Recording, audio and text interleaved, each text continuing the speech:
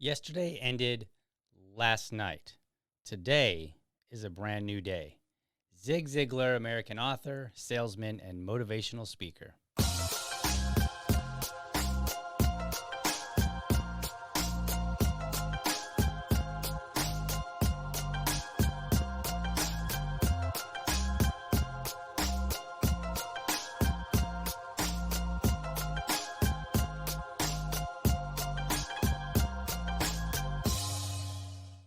All right, good morning and welcome to another episode of the Liberty Dad podcast, a discussion on politics and culture. If you're tuning in live, thank you so much for giving me your time so early.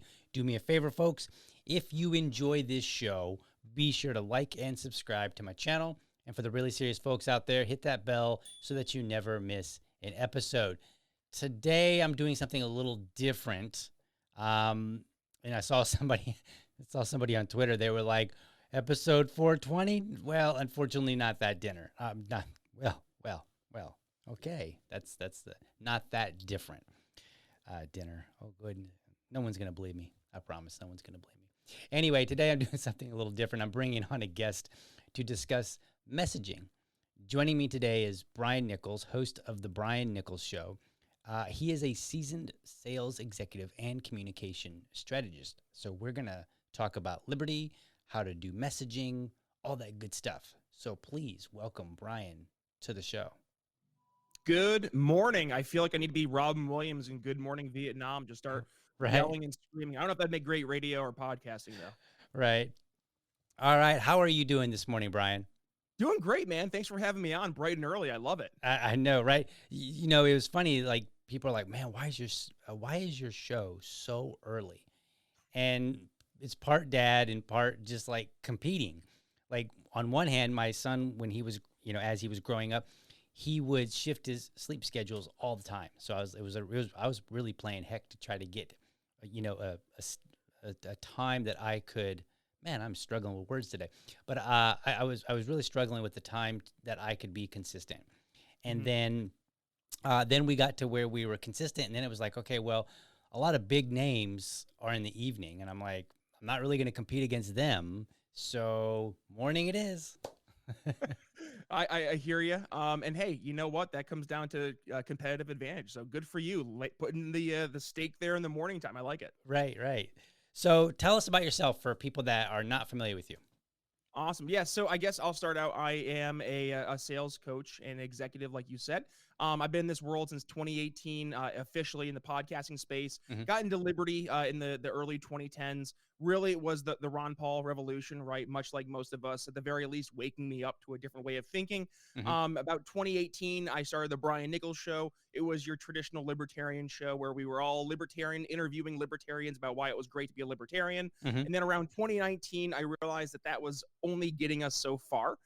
It's one thing to talk about why our ideas are great. It's a whole different thing to actually talk about our ideas to the people who it matters to. And that is trying to get more people involved in the liberty movement. So in that regards, I was saying we got to reach out to new folks and better understand how to sell liberty, how to communicate liberty, but by meeting people where they're at on the issues they care about versus by leading with the non-aggression principle, leading with name the libertarian pet issue of the day, and expecting people to jump on board because they're just as excited and interested as we are, because elephant in the room, they're probably not. They focus on their bedroom issues, their kitchen table issues. So with that in mind, we start talking about sales, marketing, messaging, communication skills, campaign strategy, understanding who your buyer personas are, where to spend your time if you're a candidate going out and knocking on doors or talking to voters, what issues you should be focusing on, and the like. So I've been doing that now since 2019, really that sales and marketing approach. And yeah, man, I love it. I love talking to folks, being able to help articulate how we sell liberty and actually make liberty win. Awesome. So when you focus on assisting people, are you assisting candidates or are you assisting just like regular everyday people that are just like, I just want to do liberty better? A little bit of both. That's a great question. Okay. So for my day job, for folks who aren't aware, I'm in the B2B space, a lot in the technology sales. And then I've been doing that now for well over a decade. And I've seen over my career, a lot of these skills that we leverage in B2B and as well as B2C, right? That translate over into the world of politics. So when teaching candidates how to better communicate their ideas, it's going after that target voter, but also to your point, right, going after the average person, being able to talk about these water cooler issues, right? So I actually wrote 2 ebooks. It's funny you brought this up in the way you did. The first ebook I wrote was called Selling Liberty, and it was basically a manual. It was 4 easy steps of how to sell liberty to friends and family. So quite literally, your average person, you're at work, you're at the water cooler, hearing what issues are being discussed, or likewise, you're at a family event. It's the holidays. You're at the dinner table having dinner. How do you have conversations about the issues without turning into a heated debate, but rather an actual opportunity for you to change someone's mind? So that was the first ebook. The second ebook I wrote was How to Win Your Local Election.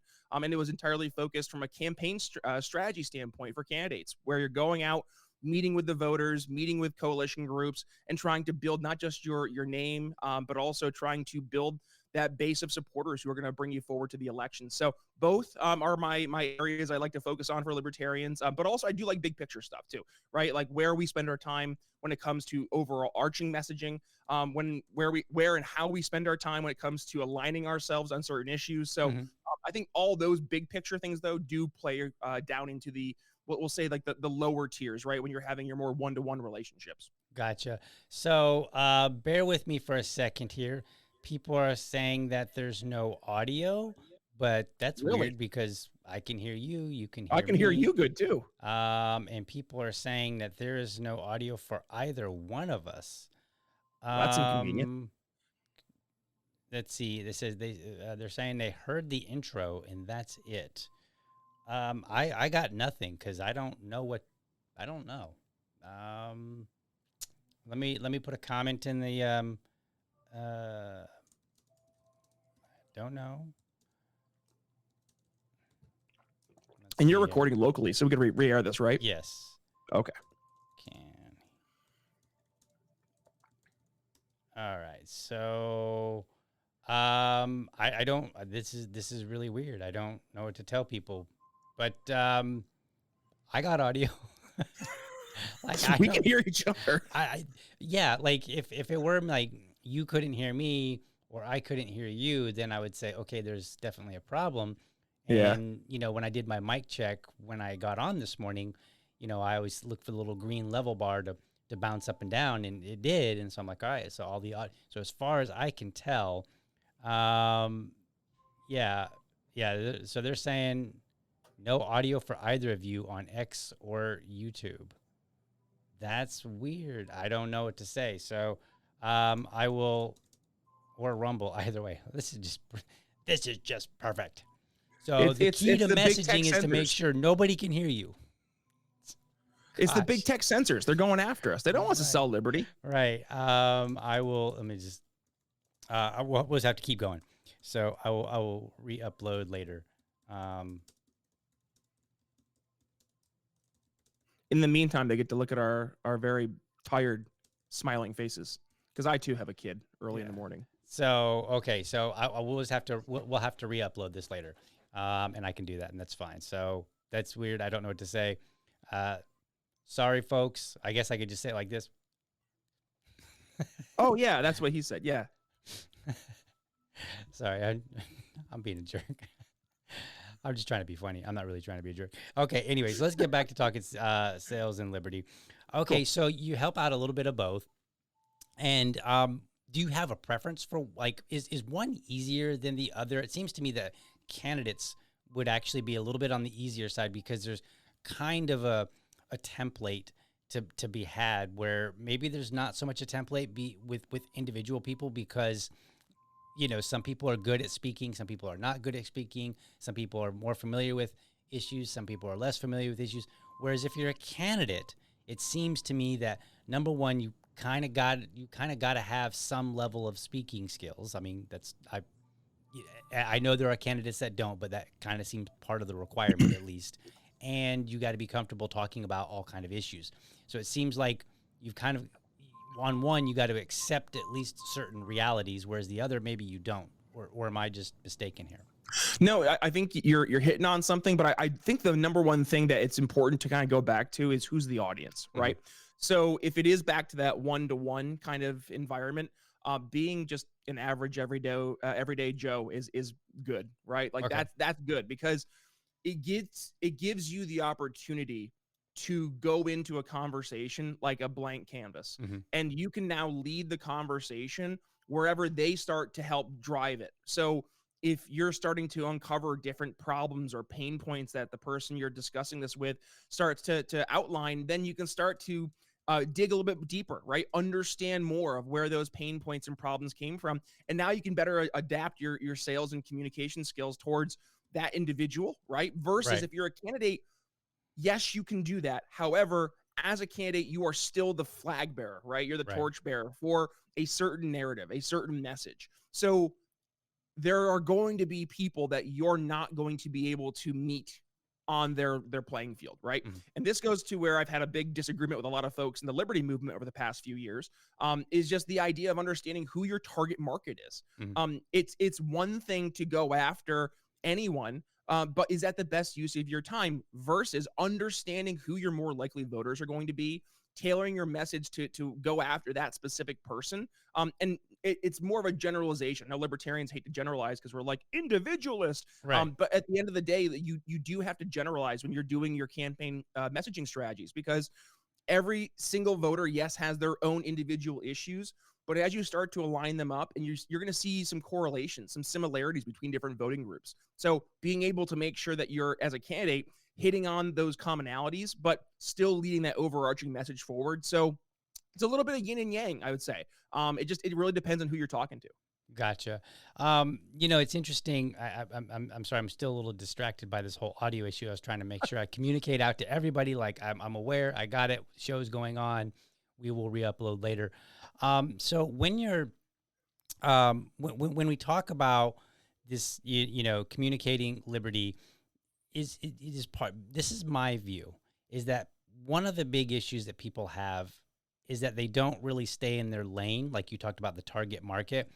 And I think it was Dave Smith the other day. He made a point. He said that Maj Touré reaches out to the black community, and that's kind of his lane, right?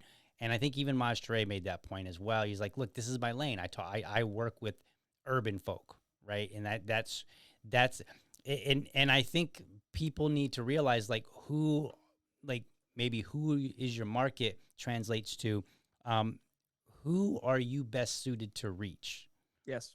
And I don't take that lesson from sales. I actually take it from being an evangelical in the 90s when I was just like, all right, I'm into punk rock music. I'm this kind of so this is going to be my crowd. This is the crowd that I can speak to without putting on a show, without looking disingenuous, like this is just who I can speak to. Mhm.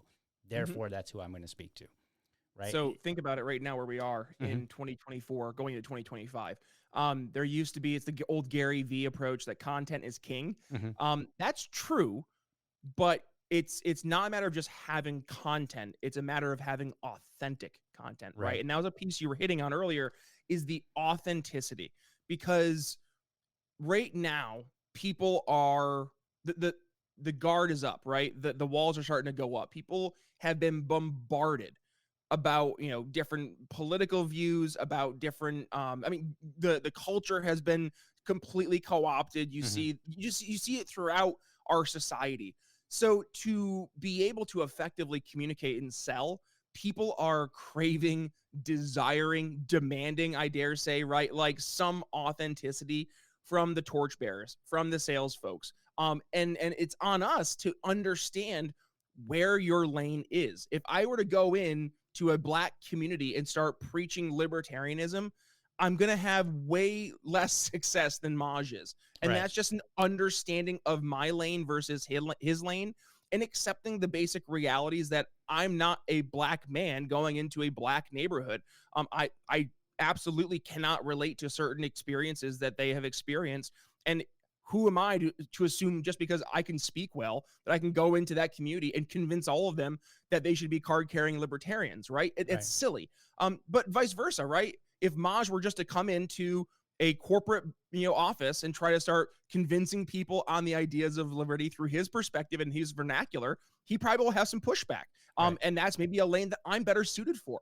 And Right. again, this is not an acknowledgement of one being better than the other. It's a matter of that we all have our certain lanes, Right. and we all do well in those certain lanes, right? Like, I have not made myself the libertarian guy. I'm not going out there trying to be like the torchbearer for liberty.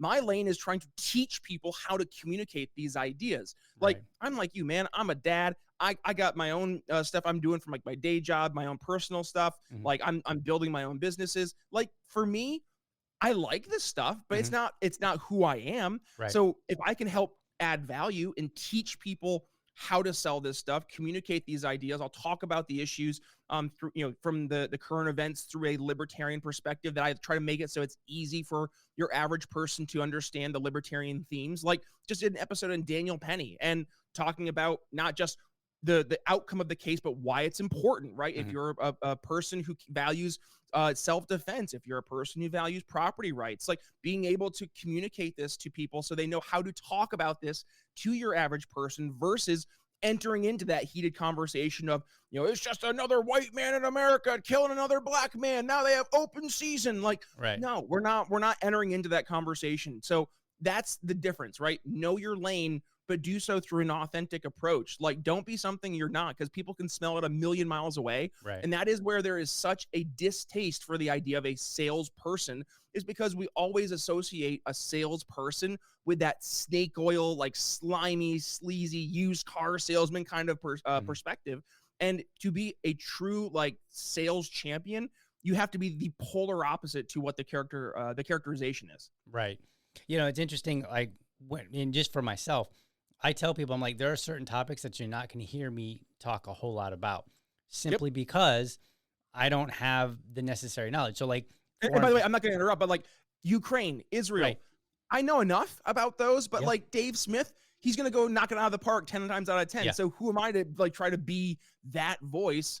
I'm not that voice, right? Let the people who are doing a phenomenal job keep doing a phenomenal job, and encourage them, support them, and find the areas that you do well in. Yep, absolutely. And that was, it's funny, that was the example that I was going to use. Is No like, kidding. Okay, yeah, perfect. foreign policy, and say like, look, I don't know a whole lot about it. Like, I know enough to be able to defend my, my limited views. But am I going to go and debate somebody on the topic of Ukraine or the Middle East? Absolutely not. And I tell people, like, look, you go see Dave Smith, you go see Scott Horton. These are guys in the liberty space that they have a phenomenal amount of knowledge in this particular area. My lane, for me, is number one, I want people to recognize that no matter who you are, a little bit of reading can take you a long way. And so that's when, like, I'll just look up topics and I'll read about them, and I'll tell people, like, look, here's what I read. Here's what I've, uncovered. Here's what's, the going commentary right now online. Here's where I disagree. Here's why. Here's all my sources. And I'm like, see, like, I'm not a super smart guy. Like, I mean, I am, but I mean, I'm not like this brilliant guy that just knows everything, or that you feel like knows everything, right? Yeah. I'm just a guy that reads, and I read enough and I comprehend well enough that I can make decent opinions about things that maybe I otherwise it wouldn't, things that I'm not an expert in. Let's put it that way, right? And I don't try to be an expert.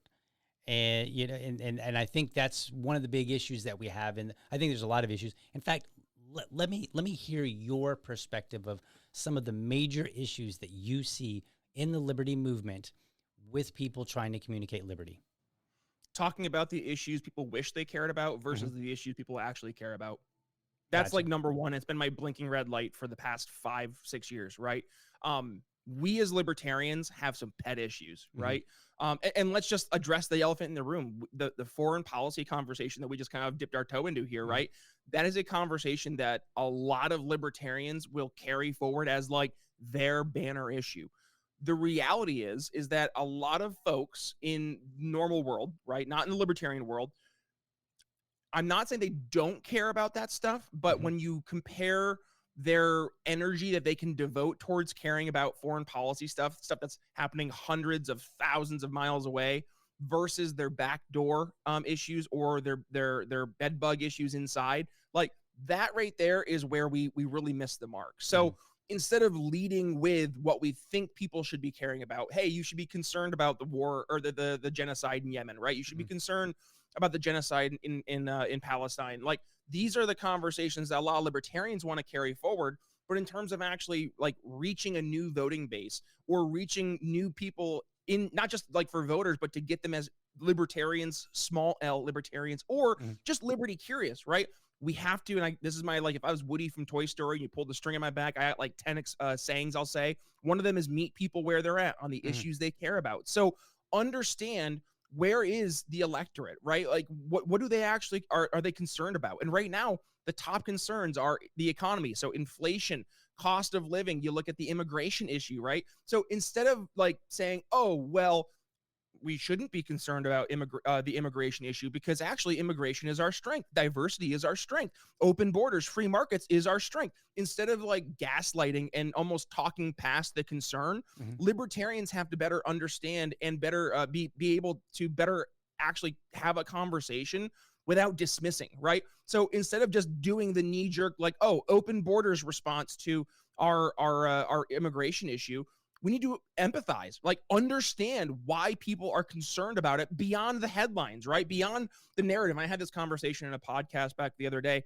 I was not debating. Well, it turned into a debate, but this guy was like, oh, there's all these Republicans and MAGA folk who they just, they think that there's all these issues out there that can't actually be solved. And I was like, okay, what are they? And he's like, oh, well, just the issues they say that they see online. And I'm like, okay, stop just dismissing. Actually address what concerns do they have, right? Because as soon as you just keep dismissing people, they're not going to pay attention to you. They're not going to listen to you, because you're showing them you don't matter to me. I don't care what you care about, right? And who are they then to care what we care about? It's a natural human instinct. You started out the quote today with Zig Ziglar. Like, Zig Ziglar is one of the men in the world of like sales, communication, marketing, like to help build up how you build authentic relationships. And the first thing is to give a damn, to actually show that you care about the concerns, be empathetic towards the person you're communicating. Doesn't mean you have to agree with them, but it means you understand how they got where they are and understand why they believe what they believe.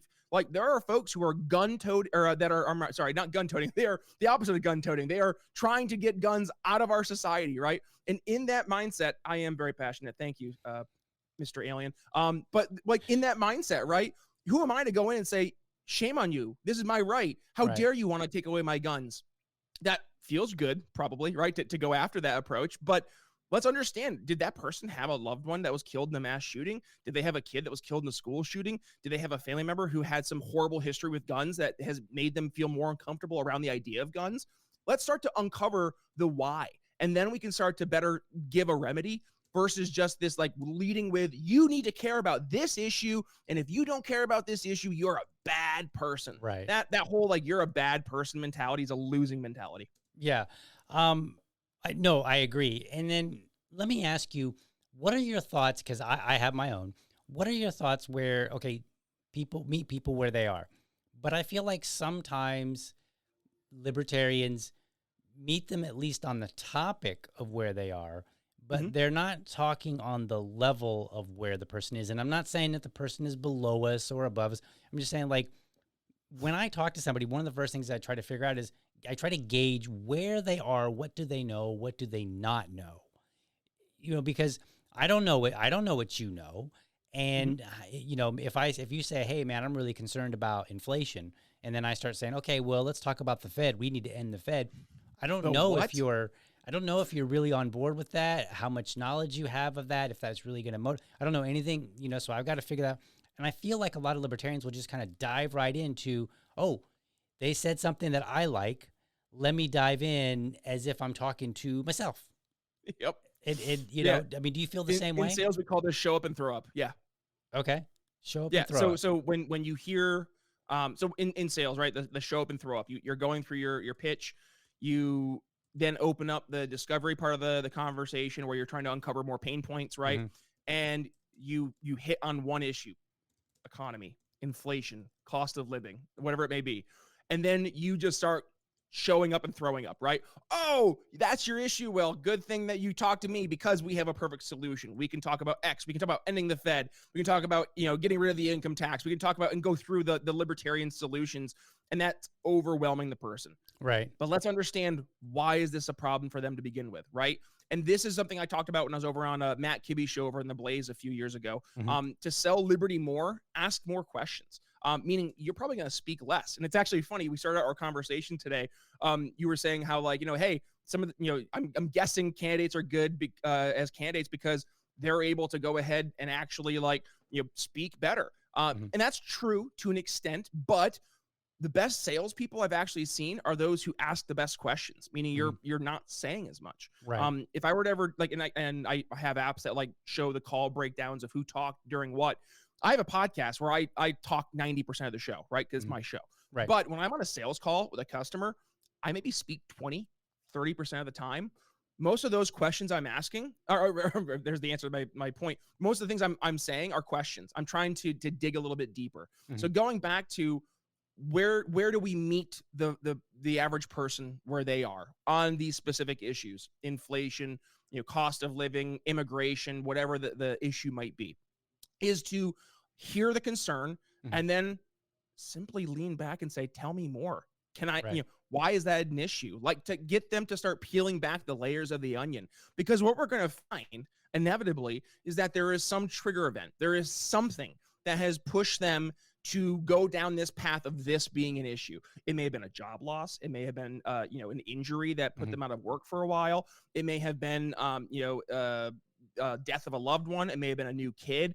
There are all these different factors that could have led them into having inflation, or name the issue, be their issue. So it's on us to better understand, why is this an issue, by asking more questions, not just being the doctor and saying, oh, you have an ache in your arm. Okay, well, let me write this prescription for 14 different medications.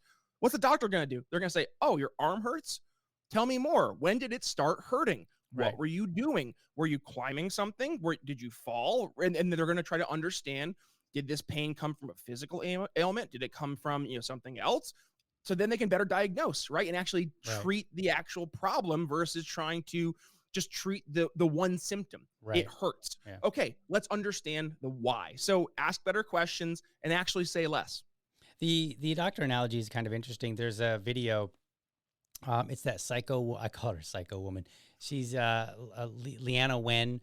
I knew you were talking about too. She's the Asian woman that who was all over horrible news during COVID, by the way. She's absolutely horrible lady. on public policy. Scary. Absolutely terrible. But she did. She has a book called When Doctors Don't Listen, and I actually watched a video where she did a talk in a little local bookstore, and it was very interesting because she points out. She said, on the topic of doctors and diagnosing, she said, she asked people, how much of your what percentage of diagnoses can be made on just hearing your story? And after people made their guesses, she was like, it's like 80%. And she said, this has been the number for decades, 80%. And so, I wonder now, now that you bring that up and I think about it, how much, I'm trying to think of how we phrase the question, but how much better can we be if we focus more on somebody's story rather than what we want to tell them, right? How much better will we get at communicating liberty, and how much easier will it be, right? If you know their story a little bit, because then, why would I want to tell you something for 5 minutes, which is a long time in a conversation, if I'm trying to tell you something new? Why would I want to tell you something that you already know if I could have asked you 1 or 2 questions and said, oh, okay, he already knows that, I'll give you a real life example, right? And it's not even the world of politics. It's probably something that we've all done. Or if you're younger, you'll be doing at some point in your life, and that's buying a new car, right? So let's just say you go to the lot and you've done your research. You have an idea, right? Maybe let's assume you're a family of 1 with 1 on the way, right? So you go to the car dealership and you kind of have in mind, let's just say it was a Kia dealership, okay? And you're like, okay, I think we're going to get the Kia Sorento. I've seen the commercials. I've done some research. The Kia Sorento looks pretty nice. And the new ones, they're pretty nice there. So let's look at that Kia Sorento. So you get to the Kia dealership, and here's what happens in the first scenario. You get a sales guy comes up to you. And he goes, "Hey, thanks for walking into the Kia dealership. So how can I help you today?" Well, I was actually looking at getting a Kia Sorento. Awesome. Come here. We got like 7 brand new Kia Sorentos. They just came in here this last week. This one right here, this is a hot red one. I actually love this one a lot because it's got our turbo boosters and it's got the nitric oxide can make it fly if you're on the interstate. One of the best cars I've ever seen. We have this one over here. It's got the brand new surround sound, audio system. One of the best in the market. It's a phenomenal car. A little bit more expensive, and he just starts going through telling all about these cars and how great they are. Okay, that's one approach. Versus, let's go to the other sales guy. The other sales guy sees you come in. He goes, "Hey, welcome to Kia. How can I help you today?" "Oh, well, we're looking for a Kia Sorento." "Oh, Kia Sorento. What makes you want to go after the Kia? Those are good cars." Right. Well, my wife and I have our little one and have another one on the way. So just want to make sure we have a good family car. "Oh, so you're looking for a good family car? Is that the idea?" "Yeah, Kia Sorento. That's what I've been seeing." "Yeah, no, Kia Sorento. They are phenomenal family cars." I guess, what was it about the Kia that you really, really liked? Like, what made it the car that you wanted to choose for a family car?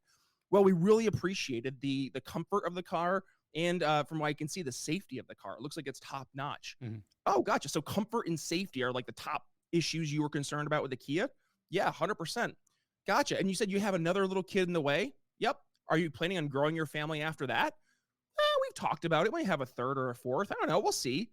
"Well, listen, I know you've looked at the Kia, but just based on what you've told me, especially when it comes to safety and comfort, Kia will check all those boxes, but I would definitely check out the Kia Carnival, because if you're going to be growing your family, that's like our version of a minivan, but it's not a minivan. It is like a tank on wheels. It has the best comfort we have for all of our vehicles. It's got the highest safety standards now of all of our vehicles, but of all vans in general. And it's a van that's going to be able to grow with you guys if you do end up adding more to your family. Would you be open to maybe looking at the Carnival as well as you look at the Sorento? So let's pause here, right? What's the difference in these two different scenarios? One sales guy has commission breath, the first guy, because he heard you say, "I've been looking at Kia Sorentos and I want to buy a Sorento." And what did he do? He brought you right to where all the Sorentos are, and he just starts showing up and throwing up. He's looking at all the features, the benefits, why you should go and buy these based on what he believes, versus a salesperson who actually understands a sales process, which is digging deeper, understanding the buying, the motivating buying factors that your average person has, which at the end of the day, there's two reasons people make there's two reasons, DL, why people make purchasing decisions. Do you know what they are? I believe one's going to be emotion. Yes.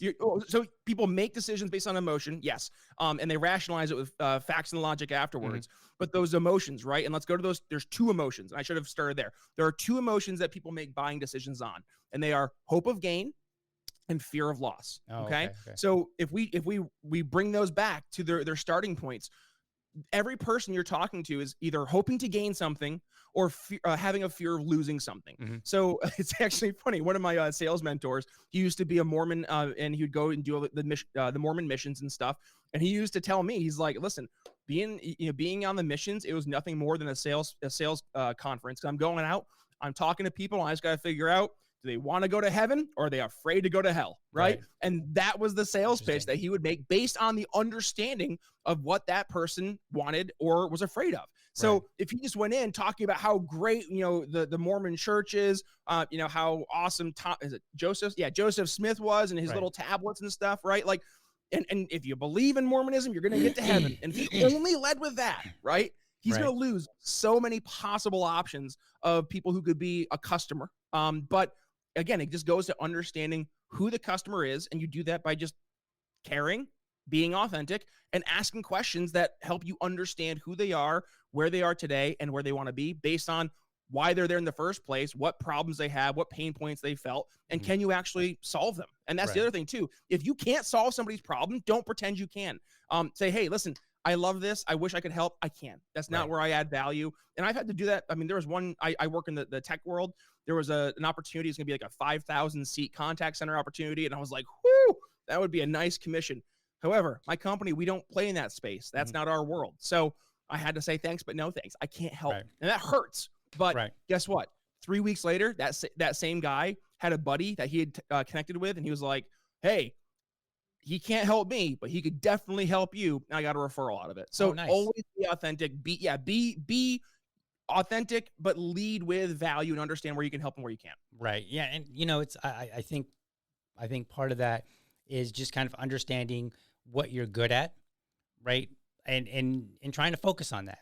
And then being comfortable saying, I don't know. Like if we're talking about in the liberty space, because like sometimes people will ask me questions like, well, how would libertarianism solve this? And I'm like, I'm not really sure how, because, maybe they've picked something that's, that you have to peel back a bunch of layers to deal with in the first place or whatever. And I can't think of any relevant questions that I've been asked that, but I know I've been asked and I'm like, I'm not really sure. And again, I was sales for a very, very short amount of time. When I was 18, I was a Kirby vacuum salesman. It was terrible. Well, I was terrible. I just wasn't very good at it for a number of reasons. But I did, like I said, I got involved in the church, and that's where I kind of learned my vision of selling people on ideas. And it's funny, like I will constantly tell people, what I see in the liberty space right now. I've seen like virtually everything before, virtually all of it. Like if you want to talk about like, oh, hey, these people over here are doing crazy messaging.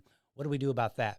But that's new. And I'm like, no, it's not new. I've been there and done that, because when I was an evangelical, people would say, oh, you go to church. What about this guy over here? And I'm like, what about him? Like, I don't know who that is. Like, and I feel like we're always in this space of got to have an answer. And I think that's one of the reasons why we struggle as a community, is because people they got to have an answer for everything. Oh, somebody said something crazy, got to have an answer. Oh, this very unique situation, got to have an answer. An area where I'm not really well versed in, I still got to have an answer. It's like, and I feel like this is a human condition. Am I seeing this wrong, or is it, or what else is there here? Well, and let's just go back to this, right? People have those two emotional buying motivators: hope of gain and fear of loss. So people are constantly looking for areas to either avoid that pain or to get something more they love. And they're looking for these different ideas or solutions to be the answers to those problems. But to your point, right, there is no one size fits all solution. And by the way, it's impossible for us to imagine a world where we are the one size fits all solution, because that would require everybody to think the same way. And that the reality is that people will never think collectively in the exact same way, because that is a very collectivist mindset.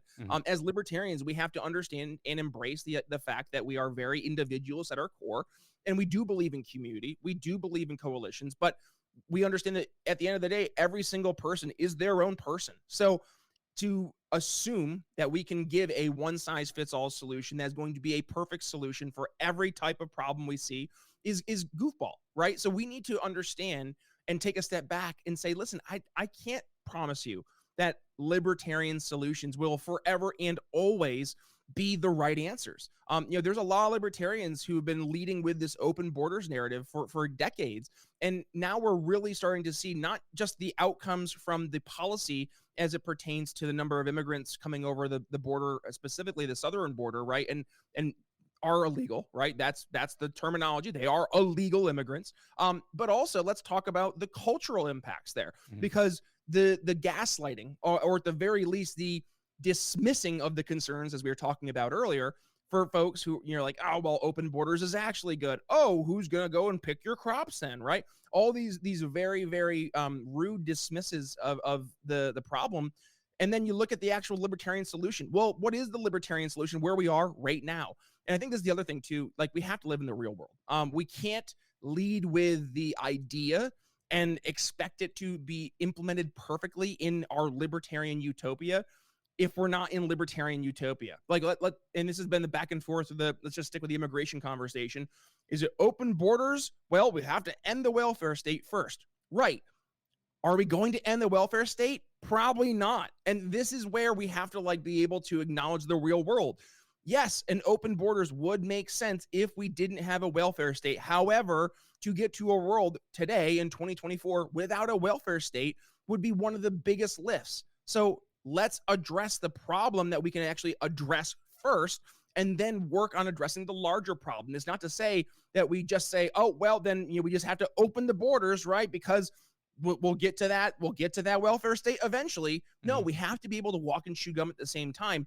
And that right there, I think, is where we have as salespeople, right? And everybody's in sales, whether you're selling yourself, an Mhm. idea, a product, a service.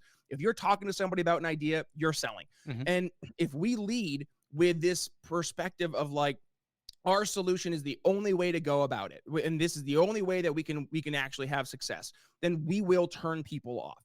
But if we lead with empathy, we lead with authenticity, and we lead with a little bit of humility, right? Mhm. Saying, hey, this is what I've seen to be the best solution based on all the books I've read, on all the people I've heard talk in the economic space or whatever it may be.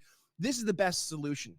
There might be better ones, right? Or we could find systems that work together, but this is the best approach that we've seen. And how that manifests, it could manifest a million different ways. But the principles, right? The ism that we're kind of Mhm. leading back to, that's the overarching ethic that we're constantly looking to understand which direction to go. So it's not so much selling an outcome based on what we think will happen, but being realistic and understanding what has happened and can we actually make an impact on these very important key issues without destroying that trust, without destroying that credibility. Because we can all think through a salesperson in our past who's Mhm. oversold, Mhm. right? And do we trust them? No, absolutely not. Like that is the worst. And you can make the sale, but you can lose a customer. Right. So be cautious of making the sale and then over promising and under delivering. And then all of a sudden you fast forward 5 years, that person no longer, not only are they no longer not a customer of yours, maybe they're selling against you, right? Maybe they're actively championing against your idea because they were so burned by you. So just a lot of different variables to pay attention to. Gotcha. All right. So let's do this. Let's say that I am brand new, relatively brand new to the Liberty space. Okay. And I'm like, I want to, and I'm already out there and I'm trying to do some things. I haven't found my groove just yet. Okay. But it's there somewhere. What are your tips for me to get to that point? What do you care about? Specifically me. Yeah, I'm just in this Hearing some example. hearing something weird in the background. Anyway, I don't. Sorry, every time I talk, I keep hearing something weird, and I'm like, I don't know what's going on. It's the feds. It's the feds Apparently, like this show is not. Today's show is just not cooperating with me. I don't know why. What do I care about? And this is funny. I care about people communicating better, which is actually Okay. true. And why is that? Why is that something that you are passionate about, or why is that something that you value? I feel like our conversations would get us to a better place if people weren't talking past each other, if people, understood better, because I think that one of the problems that people have is that they don't really understand who they're talking to. And so therefore they are just basically talking at somebody, not with somebody. Mm-hmm. So in that world, I mean, you might be, and by the way, those questions I asked are Mhm. exact questions I would ask any example of name the person you just input for brand new to the Liberty movement, because I need to understand like who you are and why these are important to you, because back to what we're talking about, know your lane, right? So if being able to build coalitions or better communicate these ideas on a larger scale is important to you, I would say really the two things I would suggest are, number one, get involved locally, not just to the LP, right? Like that's one thing. I'm talking about just get involved in your community, because in order for people to hear you communicate your message, they Mhm. got to know you exist, right? So Right. first it's to actually get visible, get involved. Don't just like talk about this stuff online, which is one thing you can do, by the way. Like, don't get me wrong, you can absolutely build a solid career online, but again, what we went back to earlier, content was king, but now its content is like overload, because I think the average person scrolls and sees at least 1,000 pieces of content per day. Wow. So how does your message resonate and stand out Mhm. relative to the 999 other pieces of content that the voter is seeing, versus, hey, I know Bill, I met Bill at the community Christmas walk, Right. right? And Bill was an awesome dude, and we had a great chat, and he seems like he's a smart egg, right?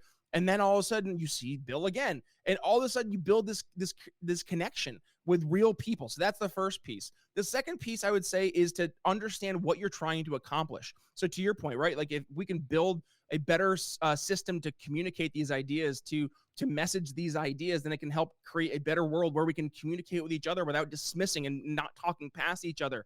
Yes. So what does that outcome I guess yield, right? And I would say coalition building. And I'm a big fan of Larry Sharp. I mean, he and I have definitely had our battles about specific coalitions to build coalitions with.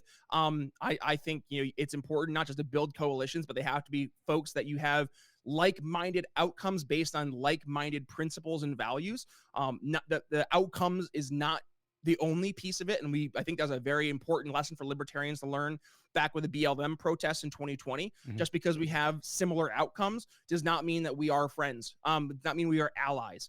Yes, we can celebrate when we get a win on certain issues, but understand that that coalition is an outcome coalition. It's not an outcome coalition and a values coalition. You can have, you can take a nail, right? And you can hammer that nail in using my coffee cup here. Just because my coffee cup was able to nail in the nail does not make my coffee cup a hammer. And to understand that just because you had a similar outcome does not mean that the values behind it are the reason why that outcome happened. That's important. So understanding how to build coalitions with folks who do have those minded values. And then to your point, right? Let's just say we want to build a better means to communicate and message. It starts with understanding who that voter is. And that goes to who those coalitions are. So that's where I would say the two areas: get involved in your community, start becoming a present member and build that relationship in an authentic way. And then the other piece of it is, if you really want to make some political hay, start building coalitions from more big picture outcomes coupled with the very real and important values and principles you guys share. I gotcha. Without the opportunity to ask a bunch of questions to people, which I think is a value add. But like, if you were just giving generic advice to somebody, just like, here's some generic advice for people in the liberty space. Here's what some of y'all, a lot of you need to do to improve. What would that advice be? If you have an answer, or a piece of value to give, right?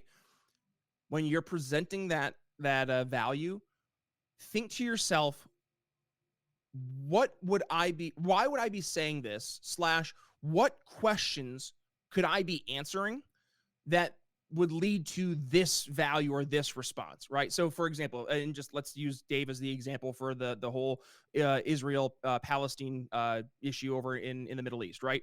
So instead of just going out and talking about Israel bad, Israel's committing genocide, just go through the talking point. Understand what questions someone might be asking about the Middle East conflicts. And then in your messaging, try to have the things you're talking about answering those questions. So even though they're not specifically saying, hey, Dave Smith, what is the opinion of libertarians based on X, Y, and Z when it comes to Israel or Palestine? Or, hey, Dave Smith, isn't it fair to say that Israel has a right to respond to the Palestinians because they committed the atrocities on October 7th, right? Like, in your messaging, answer these questions. And just to bring it back to the sales processes, right? This is what I call, we say you have two things to do in sales when you're trying to deal with objections. You either overcome the objection or you block the objection, right? So overcoming the objection is, think in football, you're getting tackled and you're able to break out of the tackle, right? So that's overcoming the objection. You get to move forward still. Blocking the objection is, I'm the running back running forward, and my 350-pound offensive lineman is right there in front of me blocking the defender from tackling me. So the objection doesn't even hit me at all. This is what we're doing in the second piece here, is when we're messaging based on the questions that are being asked or likely would be asked, we're now almost blocking the objections in the fact that we're answering the question that they're already asking. So I like to teach, enter into the conversations that people are having in their own mind. Think about what those questions are. Why do they have these questions? And then in your messaging, try to answer those questions as though you were them. And are you satisfied with the results, with the outcomes that they're actually presenting to you? Gotcha. I know one of the, it's funny when I decided to, and I preach Toastmasters to people like religiously, Toastmasters, yeah. like, and the fun story about me is once upon a time I said, man, I'm going to join the libertarian crowd. I'm going to join the libertarian party. I think I'm a libertarian, but man, their messaging is terrible. is kind of it was my attitude coming in. Like I didn't even know anybody. I didn't know anything. I just was observing and I was like, this is atrocious. And I was like, somebody's got to teach them how to communicate better. And I said, I'm going to do that right after I take some Toastmasters courses because I was like, like I felt like I could do that job, but I knew that I needed some training, to kind of prepare me for that job. And I literally spent probably about 2 years going to Toastmasters every week, Tuesday morning, learning. And when I first got there, I was just as terrible as anybody starting out Toastmasters, right?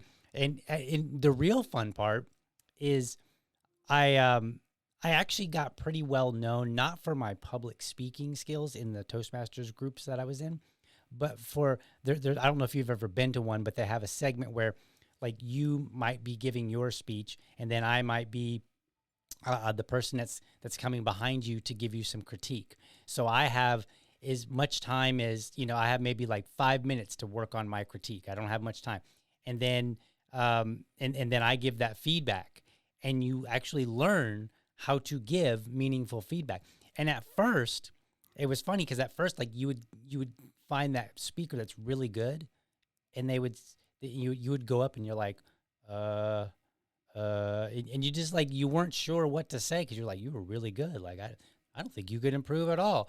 And then eventually, after you get used to it, you're able to find these small things and say, oh, here's an opportunity for you to improve a little bit. And they would be good advice, right? So that's actually where I ended up getting, getting my skill set, I guess, if you will, or at least based on my peers, was in Toastmasters. But I just wanted to plug that because I always plug Toastmasters because I think the cool thing about it is that it forces you to talk about different things, sometimes impromptu, sometimes with a little bit of thought ahead of time. And then you just get a lot of there's a lot of feedback to be given. And so you really start thinking about your conversations a lot differently. And so that's why I preach it. I don't think that everybody's going to come out necessarily and be just, the next great Tony Robbins per se, but they can be much better than where they are now. Are there any kind of courses or anything that you instruct people, or do you just say, hey, look, questions will be sufficient, or, what's your take? No, that's a great question. So there's two pieces to that. First is I have a reading list for everybody to get better at being effective communicators, not just of liberty, but just in general. Better ways to not just ask good questions and sell, but just to be a better human being all around. And the first book I always suggest folks to read, and I know I hate the whole like, here's a book, read the book, but like How to Win Friends and Influence People from Dale Carnegie is the best book you could possibly read to understand not just how to win friends and influence people, but how just authentic human connection works. Right. And this transcends verticals. So, industries, it transcends the buyer personas. It transcends time. I mean, this book was written in the 1900s, like early 1900s, and it's as relevant in 2024 as it was back then. So that's number one. Number two, and this is not meant to plug yours truly here, but I've made it a point on my show, the Brian Nichols Show, to not just talk about how to sell liberty, but actually go through like crash courses of how to effectively communicate these ideas in a liberty perspective. So we have, it's called Sell Liberty, part of the Brian Nichols Show. You can find that over on Facebook. Go check out Sell Liberty, and then also go to the Brian Nichols Show. You can find us online, briannicholsshow.com, and check out our sales and marketing tab for the categories for episodes. And if you go back to about 2019 in the archives and start literally from like 2019 to move forward to today, you're going to have crash courses of how to ask better questions, how to be more authentic, how to better build out a bunch of value props for liberty, how to understand how to build coalitions, how to win your local election, what questions to ask when you're trying to sell liberty to friends and family versus trying to win over voters. Like all these different questions and different thoughts that people have when they're like, I don't know where to start.